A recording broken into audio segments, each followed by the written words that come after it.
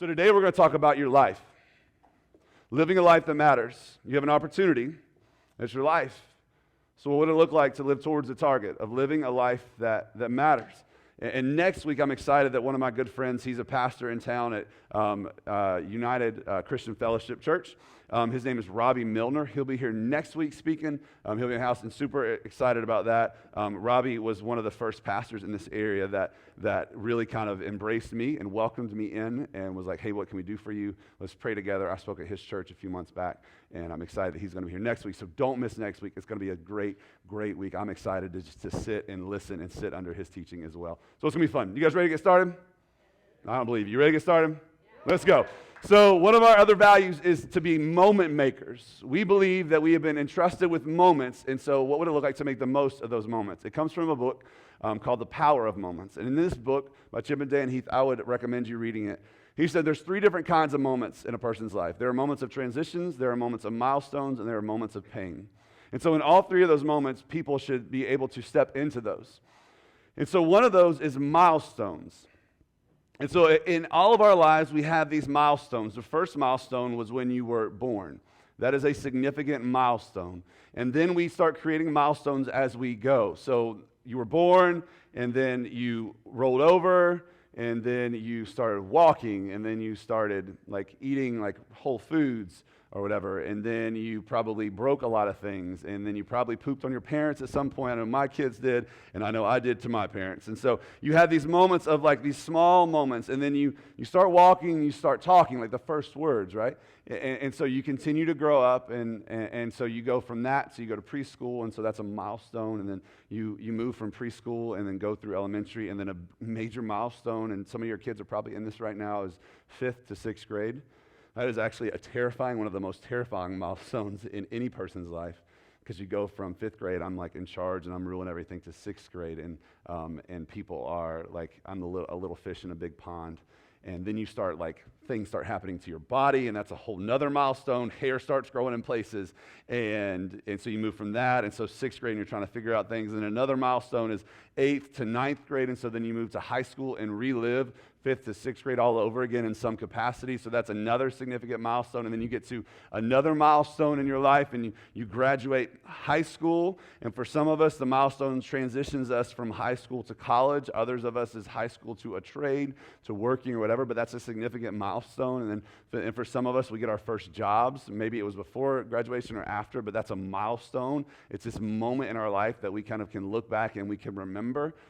And then you go from there, and some of us, it's a milestone. We graduate college. Some of us start working. Some of us, another milestone is you get married and you realize how selfish you actually are, and that's a significant one. I remember one time we had just got married, and it was after my wife and I were both teaching at a school, and I just decided to go look at trucks because I needed a new truck. And she called me at like 6:30. She's like, hey, where are you? And I was like, oh, yes, I have a wife, and I have to check in with her, and I have to let her know where I am.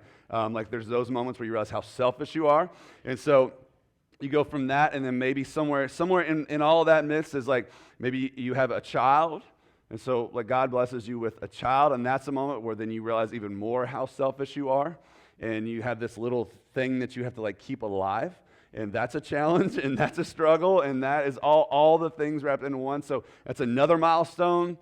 And then the next milestone is they start growing up, and then maybe another milestone is you get a full-time job or you get a raise, and that's a milestone. And then you go further on in life, and you become grandparents. And so like my parents, I remember when they became grandparents, and my mom was like, I want you to name me Moo Moo. And so it only made sense to call my dad Poo Poo. And so I really lobbied for that, and he went with Pops instead, which I'm still a little disappointed in. I tried to teach my son to call him Poo Poo, and he was like, wait, what? I'm confused. And so he's Pops, but grandparents are another thing. And then for some of us, retirement comes. For some of us, retirement may not come, but for some of us, it does come, and that's another significant milestone where you get to like walk around in your underwear or something and do whatever you want. And that's cool.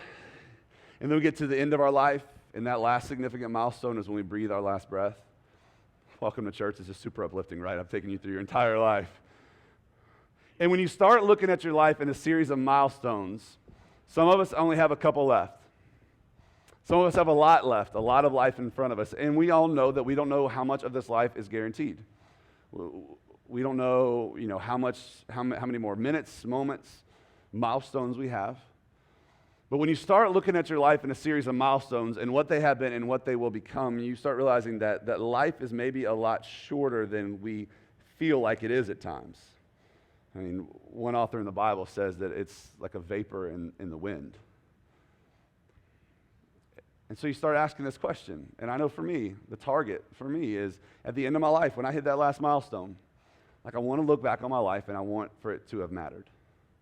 And I think any of us in this room would want to live a life that mattered. To look back on our life and say, I lived a life that made a difference in some capacity.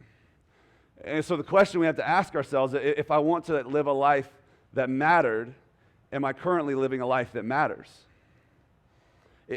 Are the decisions that I'm making in my everyday life, like have I created a target, and am I living towards that target? Am I living a life now that matters? And some of us define that in different ways. Some of us say, well, the way that I'm going to live a life that matters is if I set my kids up with a really good college fund. Some of us say that the way that I'm going to live a life that matters is if my kids know that I love them. Some of us say I'm going to live a life that matters if my retirement is set, like my 401k is set. I'm going to live a life that matters. I can look back on my life, and if I move up the corporate ladder, then it's going to have mattered. And we could list a ton of things that would define our life as having mattered. If I get this amount of money, if I get this kind of accolades, if I get this number in my family or whatever else, that would allow my life to matter. But just for a moment this morning, I want to ask us to push aside what we do, because a lot of times so many of us define our lives by what we can and cannot do, and push aside what we can achieve. And let's just for a moment talk about you.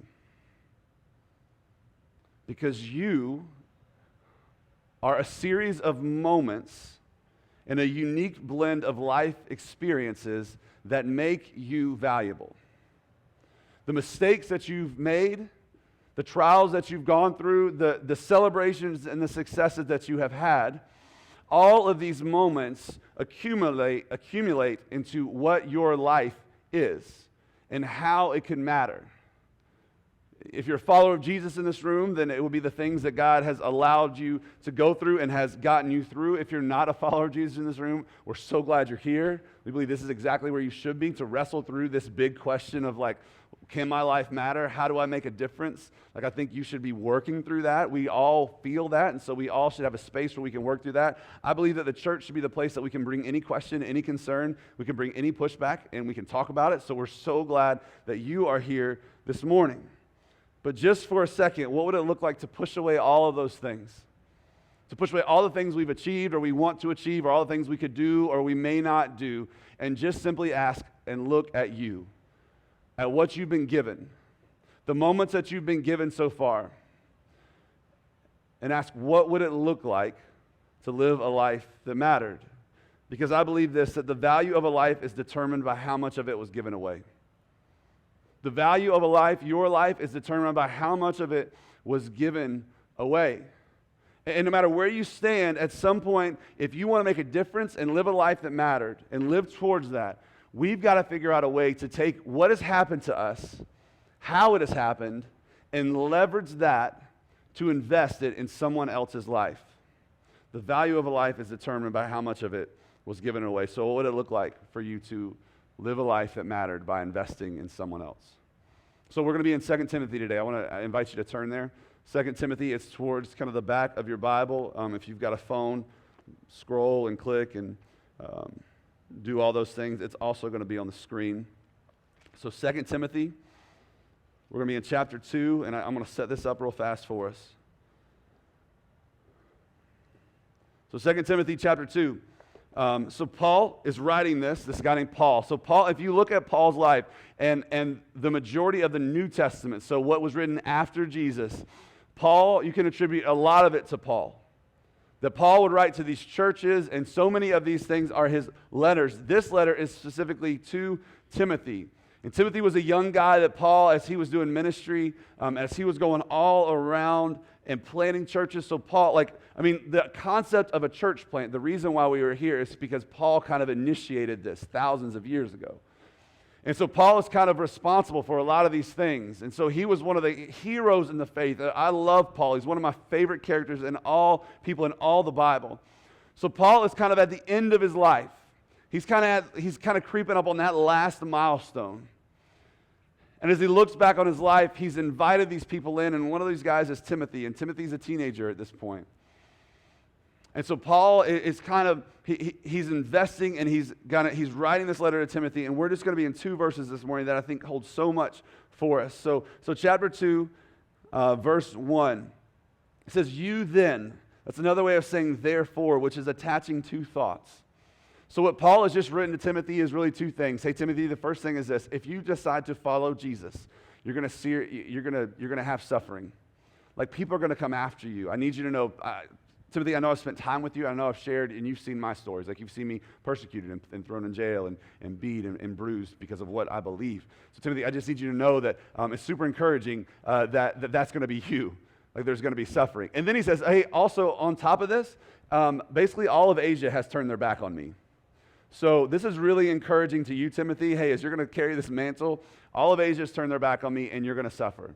So he's connecting that thought. So he's saying, this is what's happening, so therefore, you then be strengthened by the grace that is in Christ Jesus.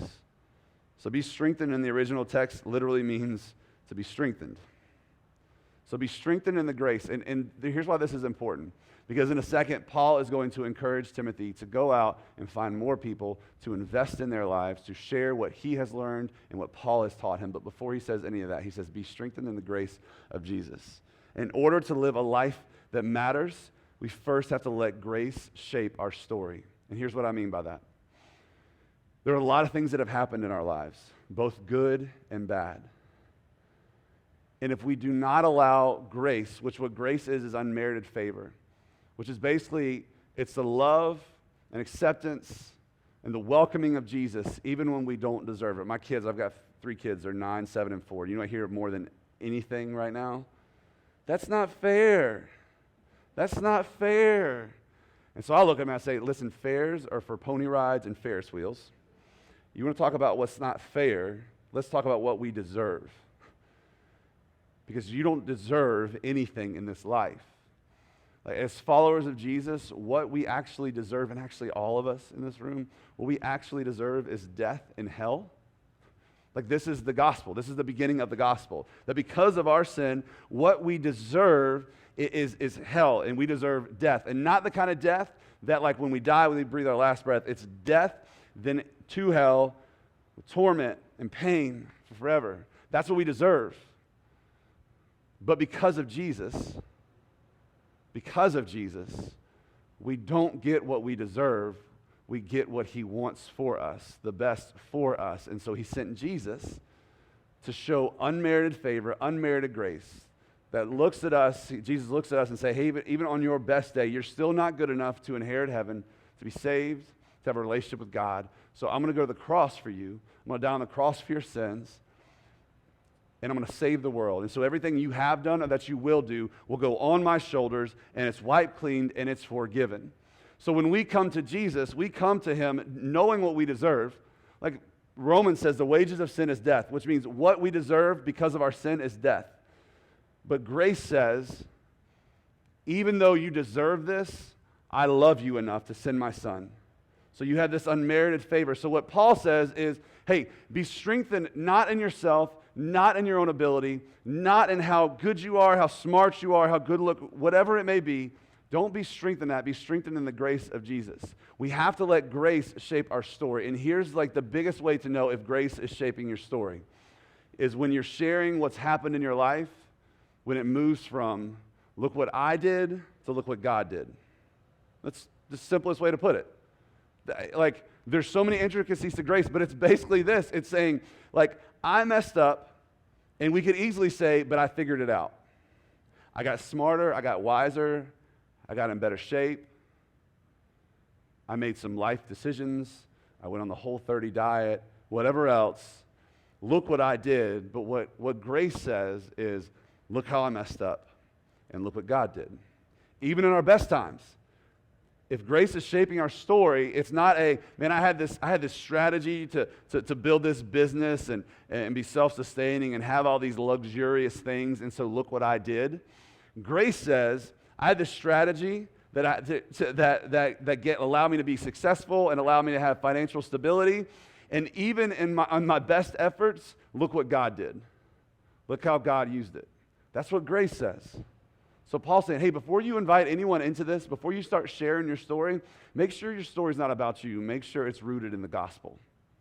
Make sure your story is about grace, this unmerited favor. So he says this, above all else, before anything else, make sure your story is rooted in grace.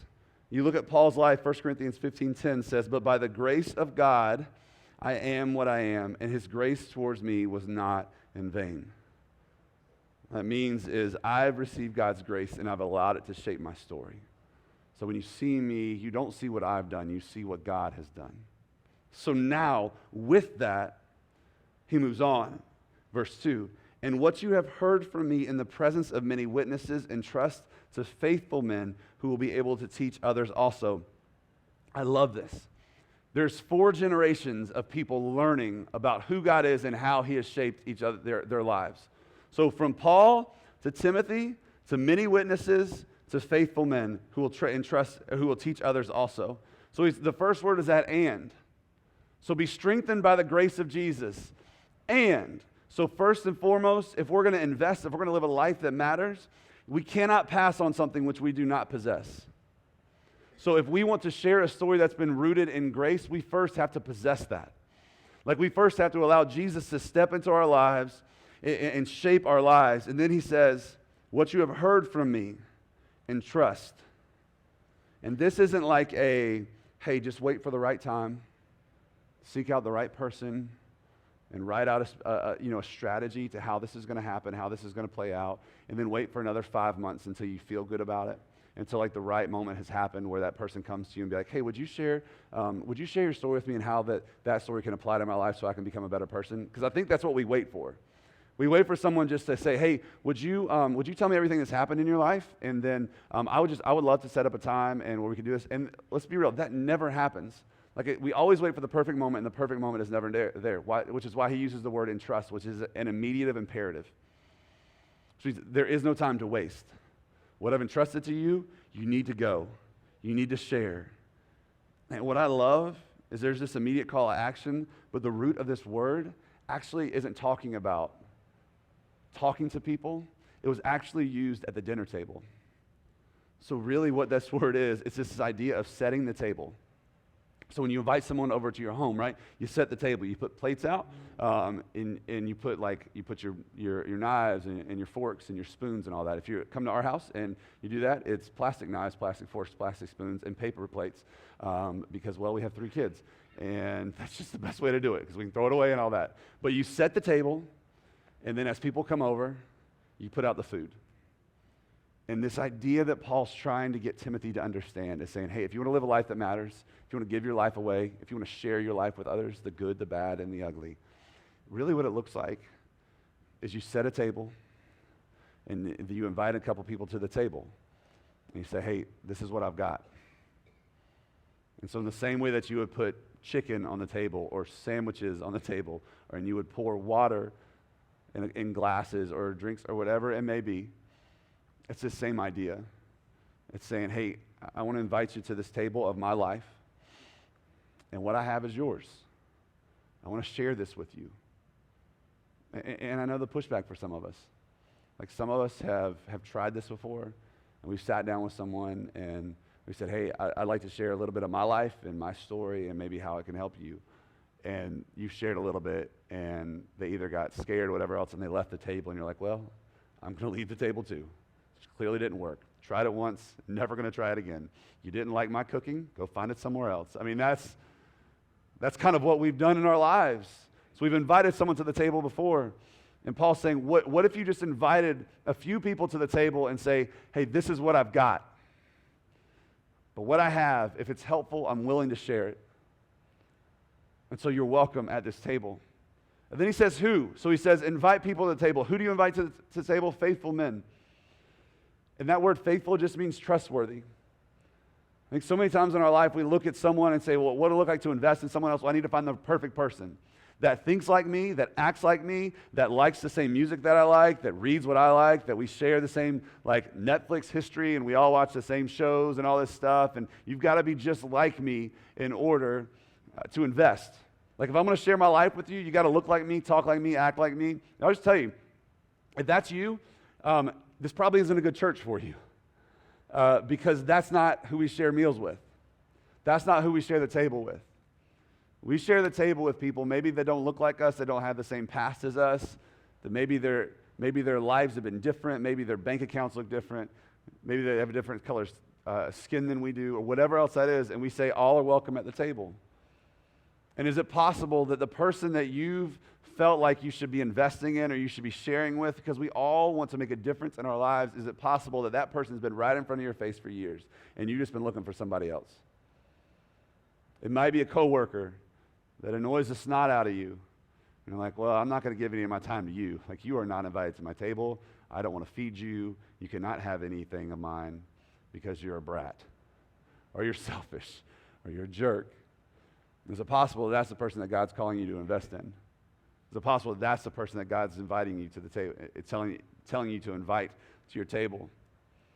He says, what does the qualifications look like to invest in someone? What does it look like to pour into someone, to make a difference in someone's life? It's not that they're the most charismatic person or the most athletic person or the best looking. It's not that they're the smartest person or the dumbest person. It's just someone who's trustworthy. It's the person who keeps showing up in your life. It's the person that encourages you when no one else does. It's the person that's always there. And God's saying they're there for a reason. What will you do with what I have entrusted to you? That's what Paul wants Timothy to understand. And then he says, teach. That word is not like a download. It's not just saying, hey, here's everything, eat it and leave. It's this idea that it's value and it's words and it's stories that shape a person's life in the same way that grace does. It's saying you have something of value in your life. Your experiences, would you share it in a way where it changed someone else's life? And if it didn't work the first time, would you try it again? And I think it's important for us to understand this because this is where it gets confusing. Because I think for some of us, we invite someone to the table, we try to pour into someone's life, and then they walk away or they leave. And then we get so beat up and we say, well, I'm not trying that anymore. And then some of us get overwhelmed and say, well, I got to invest in everybody. Like, I can feel that way sometimes. And I think it's very important for us to understand that you and I, we're called by Jesus to love and serve all people. But we are only called to invest in a few. And I think that's important. If you don't want to receive what I've got, if you don't want me to invest in you or whatever else, then it's not like, well, then be gone. I'm not going to love you. I'm not going to serve you or anything. No, we call and we love and we serve all people. But you only invest in a few. So who are your few?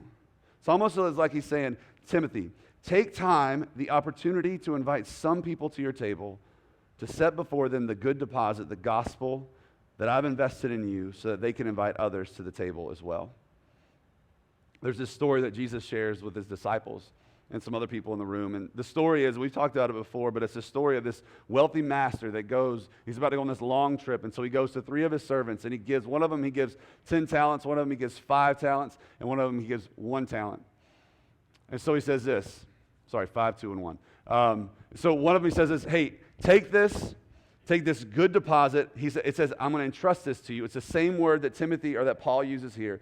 And so he gives these bags of gold to this one servant. And the servant comes back and says, hey, I doubled it. Like, I doubled your investment. I was faithful with what you gave to me. And to the next servant, he does the same thing. And the servant comes back and says, hey, I doubled that investment. And to the last servant, he gave 1 bag of gold. And the servant comes to him and says, Master, I know that you are tough and you are rigid. And so I didn't want to make you mad. And so I just buried it. So here's your bag of gold. And so what does he call this? The master looks at the servant, he calls him, you wicked and slothful servant. Slothful, you could just change to lazy. See, in a lot of our lives, we all have something of value to share with somebody else. But in so many of our lives, the reason why we don't share, why we don't invest, why we don't invite anyone to the table isn't because we're not smart enough or we're not good enough. It isn't because we don't have the time to do it. It's because we're lazy. And somewhere along the line, something became more important. Whether it was you, whether it was a job, whether it was what you thought was making your life mean something. And we became lazy. And the truth is that if we don't find a way to invite people to our tables, to invest in them, to share what God has done in our lives, if we don't do that, then we're just like the wicked and lazy servant. We bury what God has entrusted to us. At the end of our life, when we die and we breathe our last breath, so do those moments that God gave to us to share with somebody else. And is it possible that we're missing out on what God has for us because we're choosing not to share what He's done in our lives? So what would it look like to leverage who you are for the sake of someone else? And I know it's tough. And I know some of us say, like, I'm not qualified, I'm not good enough, I don't know enough about the Bible, I don't know enough source. And I would say, like, or I'm a failure. And I would say, if you have failures in your life, then you are probably the most qualified person to do this. Because let's just be honest, we learn way better from our failures than we do our successes. When I was an intern in a student ministry, I was 21 years old. It was my first internship in student ministry, middle and high school ministry. And I took two ninth graders to go see the movie Wedding Crashers. A couple of you see Wedding Crashers and you don't want to make noises because you don't want to chuckle. It's not a good movie, okay? It's not a clean movie. It's not one of those movies that's uplifting. It's actually an awful movie. I'm not encouraging you to go home and hop on Netflix and watch Wedding Crashers whatsoever. So I took two 14-year-olds to go see a rated R movie because I wanted to be the cool youth intern, right? And so I'm sitting there in this movie thinking, I mean, come on, Will Ferrell, you got to turn this thing around. Like, you're going to redeem this, right? And he never redeemed it. And at the end, and I'm sitting there thinking, okay, it's been an hour and a half. Something's got to be good in this movie. And I'm thinking, I'm in so much trouble. And so after that movie, I had to sit down with those two kids' parents and tell them every word that they heard, every scene that they saw. And some of you are like, and you're our pastor? Yes, because I can tell you this. So after that, my wife and I led student ministry for like 12 years. And we would do student trainings. And we would bring people in and we would train them. This is how you can be the best youth worker, youth leader. And we would get to the movie section. And we would say PG is the way to go. And guess what story I would share every single time? Hey, when I was 21, I took kids to go see a rated R movie. And this is what happened. And so I want you to know, like, I want a better experience for you than I had. And so just don't do it. We learn more from our failures than we do our successes, but there are so many things that God has brought us through that we're holding on to and we're burying, and so no one will ever learn from it. No one will ever grow. And for some of us, we got this, and someone invited us to their table and said, here's what I've got. And for some of us, you wish you would have had it. You wish you would have had someone who cared enough in your life to invite you in. So what if we just grab coffee once a month and we just talk about life? And I know that some of the things are personal and some of the things are tough, and so that's why I'm not saying you share it with everyone. But what if you shared it with a few? If it's divorce, I know it's hard and I know it's difficult. I know it's challenging. But would it not be valuable to sit down with a young couple and say, hey, I just want to share some stories of what happened with me, what happened in my life. I want you to know because I want you to work through things better. I want you to approach things better. Like, this is how God did it. So would it not be valuable first to allow grace to shape that story? So it's not, hey, I want you to invite the table and tell you how much of a jerk my ex-husband was, right? Because we all need grace. Because that's what grace levels the playing field. Because we all need it. None of us are absent from it. We all need grace. So grace levels the playing field. We're all broken. We're all in need of a Savior. So would it not be helpful to allow grace to shape that story and to say, hey, you're welcome at the table. I'd love to tell you what it was like if there's conflict in your life, whether maybe it's in your family, and it's conflict between like you and your brother, you and your sister, or you and your parents or whatever else, would it not be beneficial to bring a few people in that are a few years younger than you and just say, hey, listen, the fights and the battles in my life with my family and with my friends have been hard and they've been difficult. And so I love to share them with you. I'd love to entrust those to you because this is how God has used them. Can I show you what God did through this story? Do you not think it would be beneficial? If you're here and you've wrestled with your faith, do you not think it would be beneficial to sit down with students or college students older than you or younger than you and say, hey, I went through 10 years, 15 years, 5 years, 5 months, whatever, of asking God, are you real? Like, are you even here? Can I just share that story with you? Would it not be beneficial to allow grace to shape that story? If you've raised kids, lost kids, you know the pain of a prodigal son. Would it not be beneficial to bring in young married couples and just say, hey, this is what life's been like. I've got a college kid, and let me share like some of the great things and some of the really difficult things in your life that I faced. It may help you, it may not, but here's what I've got, and if it's helpful, let's talk about it. Like, would you invite me to that table or my wife to that table? Depression, anxiety, worry, fear. We're all plagued by it, but it's all affected us in different ways. Would it not be valuable to sit down with other people and say, listen, this is what I've been going through. It may help you. Because the value of your life and my life is measured and determined by how much of it is given away. So what would it look like to invite people to your table? And this is from another pastor, but I just want to encourage just a couple of things. If you're here in this room and you feel like you're inadequate to do that, I want to tell you a couple of things. You're not responsible for knowing everything there is to know. And far be it for me to tell you this, you do not know everything there is to know, although you may feel like that sometimes. But you're not responsible for that, because if that was the case, if you had to know everything before you could invest in someone, then we would never invest in anyone. You're not responsible for knowing more than everybody else, although you may think that you do. But here's what you are responsible for. You are responsible for passing along what you know to somebody else. This pastor, Andy Stanley, I love the way he puts it, is this. He says, you're not responsible for filling up someone else's cup, but you are responsible for emptying yours. So what would it look like? What would it look like to invest?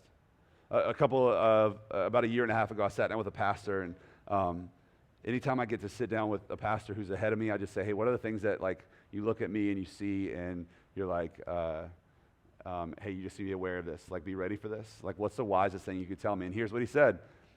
He said, the one thing I know in my life, and I tell this to everybody, is that you always need a Paul and a Timothy in your life. At any point in your life, you should always have a Paul and a Timothy. So what that means is, in this seat, there should always be someone who is a little bit further along than you that you're asking tough questions of. Hey, can you help me with this? Can you invest in me? Can we spend time together? And I just want to ask, like, who is that for you? Do you have a Paul in your life that you can go to that's further along that say, hey, could you invest in me? And I just want to set us up well for this, okay? Because this isn't like soulmate syndrome. Well, there's just like the perfect one, right? There's the one, all right? There are many Pauls that are around you in your life. And so you may come to someone and say, hey, would you spend time with me? And they may honestly look at you and say, I would love to, but I'm investing in a couple other people, and it just wouldn't be fair to you because you wouldn't get the time, like the right time that I have. And so some of us would say, well, fine, whatever. I didn't want to hang out with you either. Or whatever, whatever else. Some of us would look at that situation and say that. But praise the Lord that person's investing in some people. And so do you know the question I would ask? And it takes humility. You got to let grace shape this, even this moment. You know the question I would ask that person is, okay, could you give me a list of like 3 people that maybe I could go talk to that would help me, that you think will be willing, that will be a good fit for me? You know me a little bit. Like, don't have so much pride in that moment that you walk away and you never get to experience what it's like for someone to invest in you, to be a Timothy. So who's that person in your life? And then who is the person that you're investing in? Because I'll tell you that, to Paul, like, there's not a person in this room that would not love for someone to come up to them and say, hey, I think you're awesome. Would you teach me how to be awesome? Like, none of us are going to be like, oh, how dare you? You know, like, I'm so offended that you would say that. And on the other side, there is no one in this room that would be younger that would say, hey, listen, Timothy, like, hey, I just see a ton of potential in you. I see the Lord has so much that he has in store for your life. And so, like, I would just love to hang out with you sometimes. Like, would you be okay with that? And that person may say no too. And you know what? You say, okay, it wasn't the right time. Didn't like what I cooked. I don't know. But you get over it and you move on. Because the kingdom is too precious. And what God has entrusted to you, the gospel and how it has shaped your life, is too valuable for you to hold on to it, for you to bury it like the wicked and lazy servant. So what would that look like?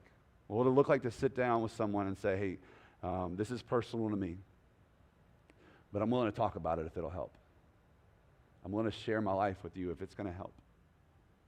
I think we've got to be wise in how we do that. Like, I'll say it from stage. Like, I don't think it's wise to maybe if you're single in this room and you find a girl that you think is attractive and you're like, hey girl, just got a lot that I love to teach you. A lot of life experiences I'd love to share with you. You want to go out sometime? Okay. No, that's a date. Just ask him on a date, okay? Like, I think this is best. And I want to be very clear. I want to protect this so much. I think that these moments are best done when it's a Paul and a Timothy, and they're both men. They are best done. I think there's just, if you have a woman in it, like I just think that should be reserved for marriage. I think it's best done there, or I think it's best done with couples. I think it's best done if you're a married couple and you just want to invite a younger couple over to your house and be like, hey, just want to share life with you. We just want to do life with you. God's taught us some things, and you may think they're dumb, but maybe it'll help. So we want to do that. So I think it's so important that we protect ourselves, but I'll also tell you this. It's so important that you give yourself away, that you give your life away. Because at the end of my life, I don't want to look back. I do not want to look back and see cars or houses or accolades or money. I want to look back and I want to see people. I want to see people that God entrusted to me, that he put in my life, that I actually was responsible with and I stewarded it well. The value of a life is determined by how much of it was given away. And here's what I love. I didn't create this. I didn't come up with this. This is who Jesus is. He is the perfect example of a life that was given away. He literally took all of his life and put it on a cross for you and for me. And so before you can step into this, you have to let grace shape your story. And for some of us in this room, you've never experienced the love and the acceptance and the salvation of a Jesus who gave his life for you. And that's your first step this morning. It's experiencing that, because what you've got to know about Jesus is at Jesus' table, everyone is welcome. So no matter what your past has been, no matter the decisions you're making right now, there is grace. And he invites you to the table. He says, come dine with me. Come be with me. You're welcome here. I love you. So maybe for you this morning, it's literally trusting Jesus with your life. It's super simple. It's not like a bunch of hurdles. It is literally believing this. Jesus, I believe that you valued me so much, that you loved me so much, that you gave your life away for me. And I want to put my faith and trust in that. I believe that with all my heart. And when we have that conversation, when we have that moment with Jesus, he comes in and he accepts us, and we are called a son and a daughter. And in a few minutes, you're going to see baptisms, which is a representation of people who have done that very thing. So what would it look like to take steps to Jesus this morning? Who has God placed in your life that you can invest in? Don't waste it. Let's pray.